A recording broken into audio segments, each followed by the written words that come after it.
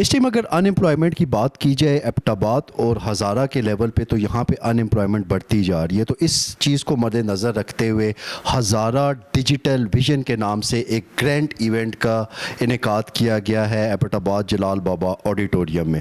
इस इवेंट में हर वो बंदा मौजूद था जो कि ये चाह रहा था कि बेरोज़गारी को कम किया जाए या बेरोज़गारी को ख़त्म किया जाए। तो डिफरेंट वॉक ऑफ लाइफ से लोग आए हुए थे, एंटरप्रेन्योर्स भी थे, पॉलिटिशियंस भी थे, टेक के लोग भी यहाँ पे मौजूद थे। यहाँ पे स्पेशली बात की जाए गयासुद्दीन शाह साहब की, जो कि चीफ़ ऑर्गेनाइज़र थे इस इवेंट के, उन्होंने बड़ा पॉजिटिव रोल प्ले किया है।